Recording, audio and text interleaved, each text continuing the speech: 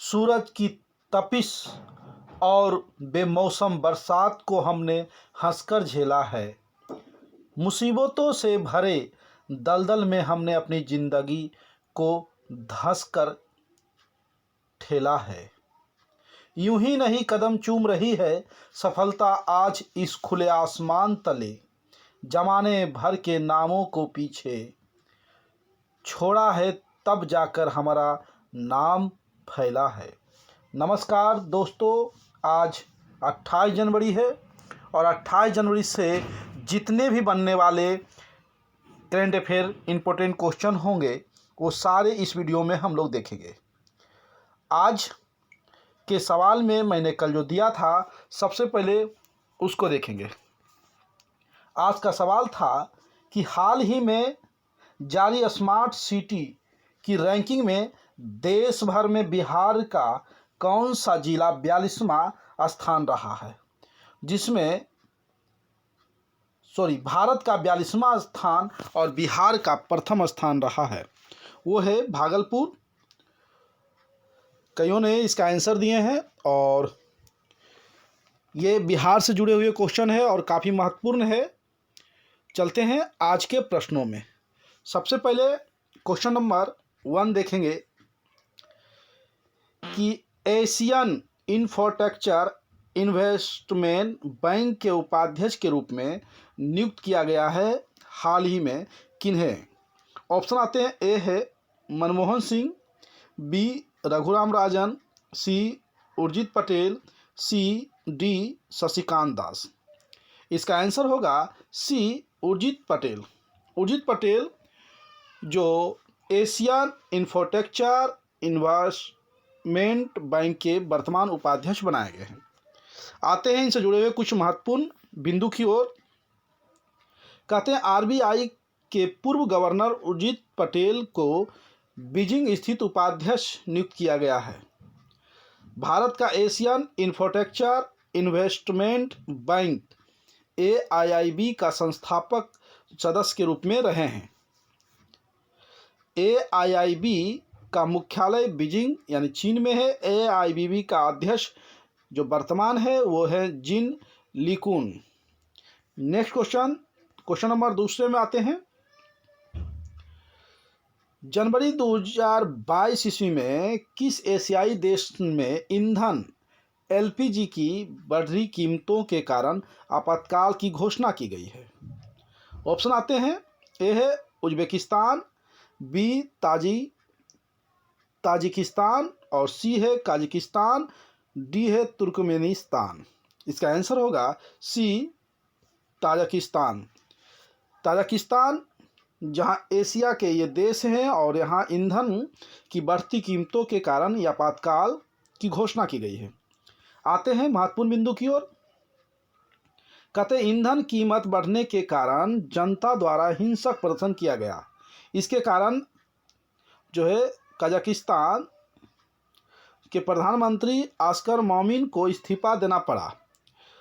Ali Khan इस्माइलोज Kazakhstan के प्रधानमंत्री बने हैं। ये पहले उप प्रधानमंत्री थे। कजाकिस्तान के वर्तमान राष्ट्रपति कासिम जोमार्ट टोकायो और कजाकिस्तान की राजधानी नूरू सुल्तान है। तो इसका कजाकिस्तान ये आप याद रखिएगा, जहां हाल ही में आपातकाल लगा है जो है बढ़ती ईंधन के कीमतों के कारण। आते हैं क्वेश्चन नंबर 3 की ओर। कहते हैं जनवरी 2022 ईस्वी में गोवा के किस पूर्व मुख्यमंत्री को राज्य मंत्रिपरिषद में आजीवन कैबिनेट मंत्री का दर्जा दिया गया है। ऑप्शन आते हैं, ए है मनोहर पारिकर, बी प्रताप सिंह राणे, सी दिगंबर कांत और डी है लक्ष्मीकांत पार्सेकर।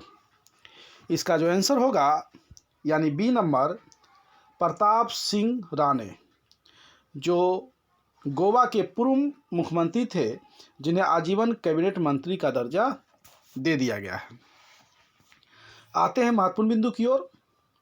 गोवा के पूर्व मुख्यमंत्री और कांग्रेस नेता प्रताप सिंह रावजी 50 वर्षों तक विधायक रहे हैं एवं 11 बार MLA बन चुके हैं, यानी MLA के रूप में 11 बार जीत चुके हैं। इनकी जो है इसी उपलब्धि के कारण जो है राज्य की बीजेपी सरकार ने इन्हें राज्य मंत्रिपरिषद में आजीवन कैबिनेट मंत्री का दर्जा दिया है।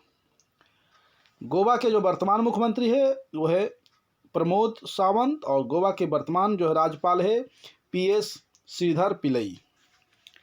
आते हैं नेक्स्ट क्वेश्चन की ओर। क्वेश्चन नंबर 4 कहते हैं, हाल ही में प्रकाशित पुस्तक गांधी के हत्यारे the making of Nathuram Godse can't his idea of India, ये पुस्तक को किसने लिखा है? ऑप्शन में आते हैं, ए है धीरेन्द्र केझा, बी जनरल निर्मल चंद्र बीज, सी संजू वर्मा, और डी है जो है जयंत घोष। इसका जो आंसर होगा ए नंबर धीरेन्द्र केझा। इसके अलावा कुछ पुस्तक है जो मैंने नीचे लिखा महत्वपूर्ण बिंदु में कि ममता बियोड 2021 के जो है ममता बनर्जी के जन्मदिन के शुभ अवसर पर जो है इसे लॉन्च किया गया था, और यह पुस्तक के लेखक थे जयंत घोषाल। नेक्स्ट है अगला पॉइंट में है कि the Modi गैवी but decoding Modi 2.0 की रचना संजू वर्मा ने किया है। कौन किया? संजू वर्मा ने किया है। ये पुस्तक the Modi गैवी but decoding Modi 2.0 की रचना। आते हैं नेक्स्ट क्वेश्चन की ओर।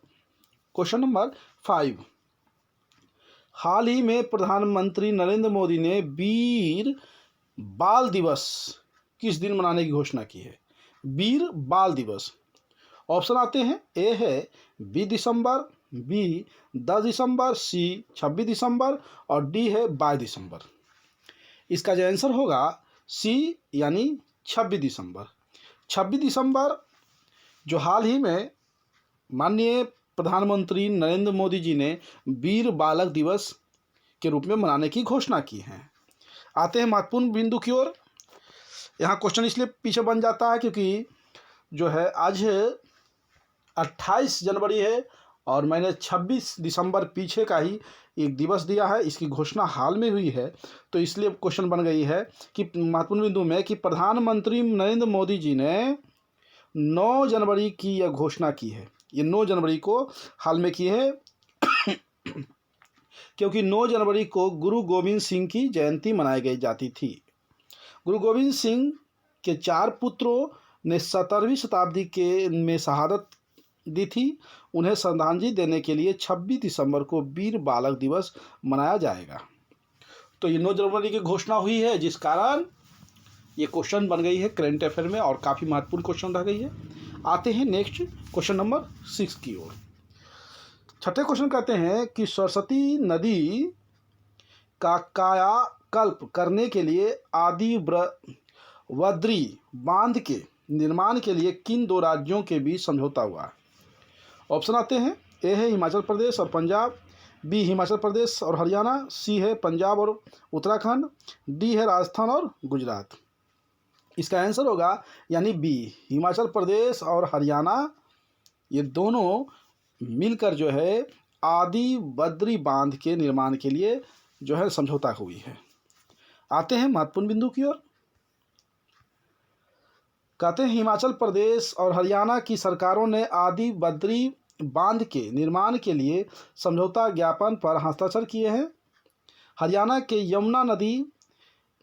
यमुनानगर जिले के आदि बद्री क्षेत्र के पास हिमाचल प्रदेश में 77 एकड़ में बनेगा और प्रस्तावित बांध का उद्देश्य 215.35 करोड़ रुपये की अनुमानित लागत से सरस्वती नदी का कायाकल्प करना है।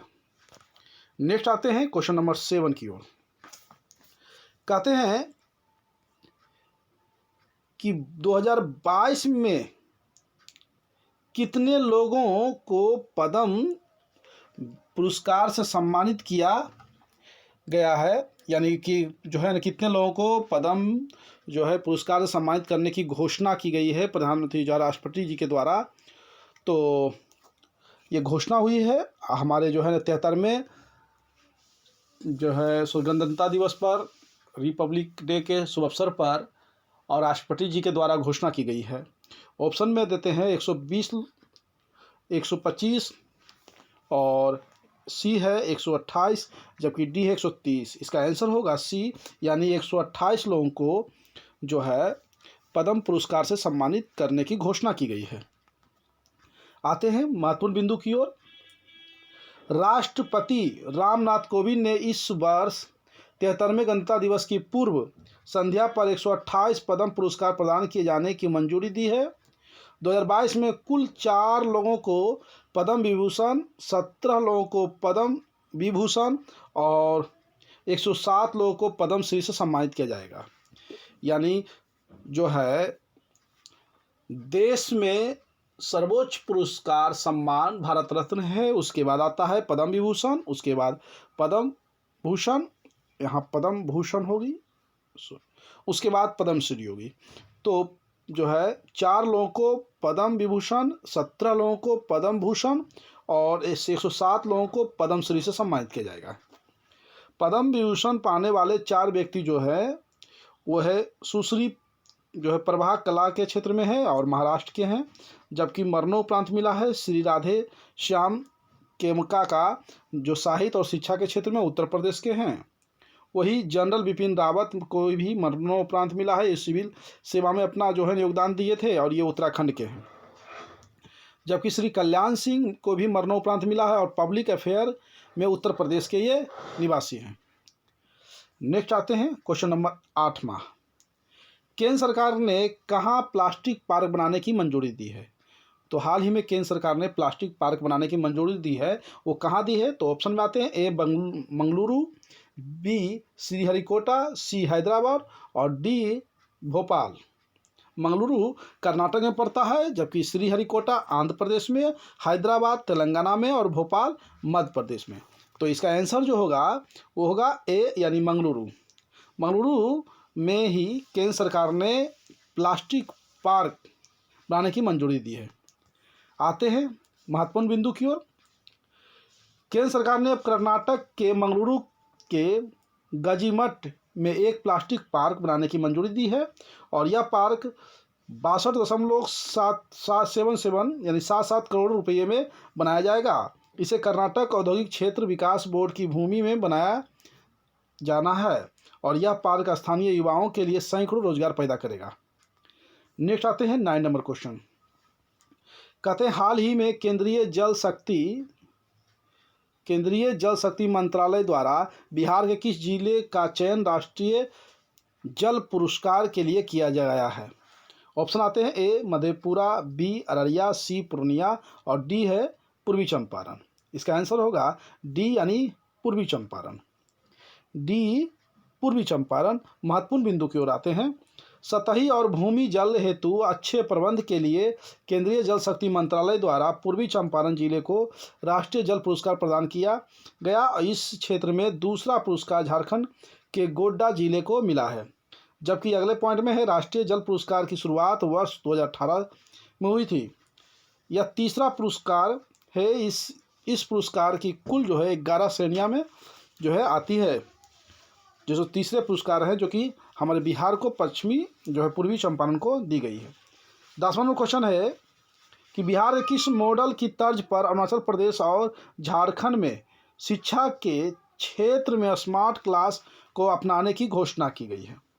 ऑप्शन आते हैं ए है उन्नयन बांका कार्यक्रम, बी खेती मिशन, सी एजुकेशन मिशन और डी है स्मार्ट क्लास मिशन। इसका आंसर होगा ए उन्नयन बांका कार्यक्रम। आते हैं महत्वपूर्ण बिंदु की ओर। कहते हैं बिहार के बांका जिले में उन्नयन बांका कार्यक्रम की शुरुआत की गई थी। इसके माध्यम से स्मार्ट क्लास के जरिए बच्चों को वीडियो लेक्चर और चित्र के माध्यम से पढ़ाया जाता है। इसे मोबाइल के जो है इक्वेंशन ऐप के जरिए जोड़ा गया है। इस कार्यक्रम के माध्यम से बेरोजगारों को प्रशिक्षण देकर रोजगार भी उपलब्ध कराया जाता है। अब आते हैं आज के रिवीजन पार्ट, जो इस वीडियो का सबसे महत्वपूर्ण पार्ट है। रिवीजन पार्ट जो है इस वीडियो का सबसे महत्वपूर्ण पार्ट है। तो चलते हैं, सबसे पहले हम इसको देखते हैं रिवीजन पार्ट को। और वीडियो अगर आप लोग को ठीक लग रहा है तो थोड़ा लाइक कर दें और अपने ग्रुप में थोड़ा शेयर कर दें, क्योंकि हर सुबह हम करंट अफेयर का वीडियो लेकर आ रहे हैं और इस तरह से मैं आप लोग को सेवा लगातार देते हूं। और एग्ज़ाम, किसी भी एग्ज़ाम के लिए आपके वीडियो काफ़ी महत्वपूर्ण होगा, जिससे मैं आपकी सहयोग कर सकूं। और किसी तरह अगर क्वेश्चन आपका बनता है तो आप जो है कमेंट करें, या फिर अगर किसी तरह हमारी त्रुटि है उसमें भी आप कमेंट करके बताएं, हम उसमें सुधार किया जाएगा। आते हैं, नंबर 1 है एशियन इंफ्रास्ट्रक्चर इन्वायरमेंट बैंक की उपाध्यक्ष के रूप में किसे नियुक्त किया गया है? तो उर्जित पटेल, जो पूर्व जो है आरबीआई के गवर्नर रह चुके हैं। दूसरा नंबर है जनवरी 2022 में किस एशियन देश में ईंधन एलपीजी की बढ़ती कीमतों के कारण आपातकाल की घोषणा की गई है? तो कजाकिस्तान में। जनवरी 2022 में गोवा के किस पूर्व मुख्यमंत्री को राज्य मंत्रिपरिषद में आजीवन कैबिनेट मंत्री का दर्जा दिया गया है? प्रताप सिंह राणे को। प्रताप सिंह राणे 11 बार एमएलए भी बन चुके हैं, याद रखिएगा। हाल ही में प्रकाशित पुस्तक गांधी के हत्यारे the making of Nathuram Godse can't his idea of India किसने लिखा है? तो धीरेन्द्र के झा ने। नेक्स्ट क्वेश्चन नंबर 5 की ओर आते हैं। हाल ही में प्रधानमंत्री नरेंद्र मोदी ने वीर बालक दिवस किस दिन मनाने की घोषणा की है? तो 26 दिसंबर। नेक्स्ट, सरस्वती नदी का कायाकल्प करने के लिए आदि वद्री बांध के निर्माण के लिए किन 2 राज्यों के बीच समझौता हुई है? तो वो है हिमाचल प्रदेश और हरियाणा। नेक्स्ट है 7वां नंबर, 2022 में कितने लोगों को पद्म पुरस्कार से सम्मानित किया गया है? यहाँ गया है नहीं होगा, किया जाएगा सर, गलती हुआ है, जाएगा। प्रिंटिंग में बार बार गलती, कुछ न कुछ त्रुटियां हो जाती है, इसके लिए हमें माफ़ कीजिएगा।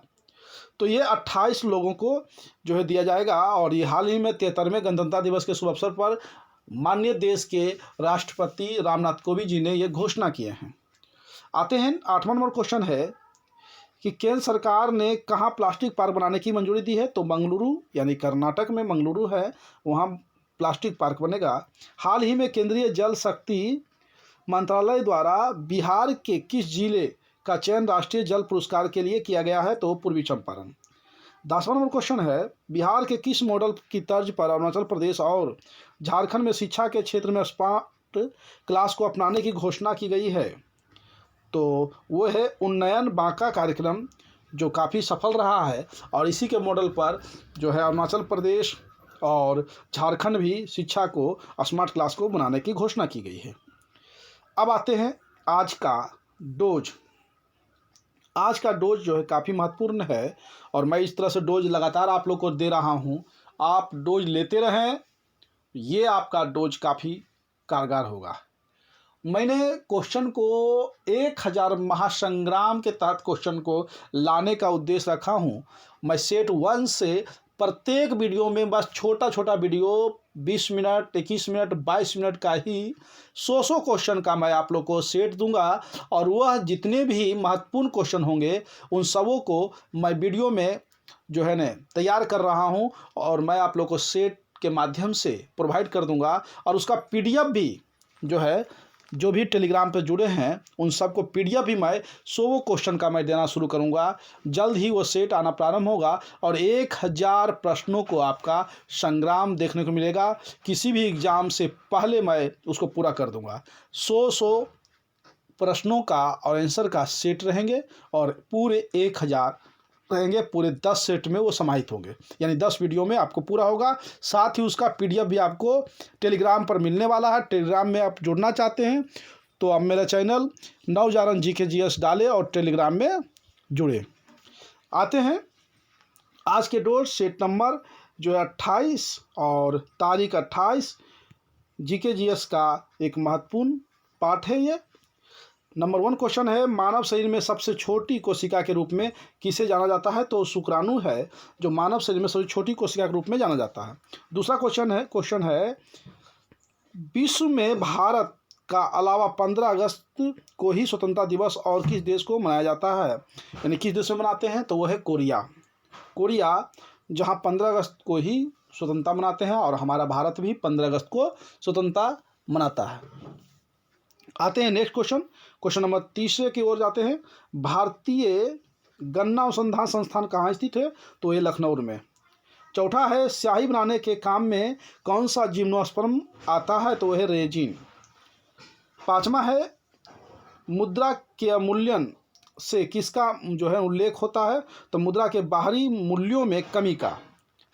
नेक्स्ट क्वेश्चन 6 नंबर, विश्व की सबसे बड़ी मस्जिद कौन सी है? तो अल मलीवया इराक में पड़ता, अल मलीवया जो इराक में पड़ता है, यह विश्व की सबसे बड़ी मस्जिद है। 7वां नंबर क्वेश्चन है, किस राजवंश ने महाबलीपुरम की विकसित किया है? तो वह पल्लवों ने। 8वां है, विश्व में कौन सा मुस्लिम देश है जहां एक भी मंदिर नहीं है? मुस्लिम देश तो देश में 56 देश है, 51 से 56 देश है, याद रखिएगा, जो पूर्ण रूप से मुस्लिम देश है। लेकिन एक ऐसा मुस्लिम देश है जहां मंदिर नहीं है, वो है सऊदी अरब एक ऐसा देश है मुस्लिम जहां एक भी मंदिर नहीं है। नेक्स्ट आते हैं क्वेश्चन नंबर 9, एक संचालक सेल में इलेक्ट्रोलाइट का विशिष्ट घनत्व कितना होता है? तो 1.250 से 1.280 तक। नेक्स्ट क्वेश्चन 10वां, सर्वोच्च न्यायालय के न्यायाधीश की सेवानिवृत्त की आयु कितनी होती है? तो वो है 65 वर्ष, और उच्च न्यायालय के न्यायाधीश की 62 वर्ष सेवानिवृत्त की होती है। तो दोनों में फ़र्क होती है, याद रखिएगा। और जनरली जो है सेवानिवृत्त की आयु 60 वर्ष होती है।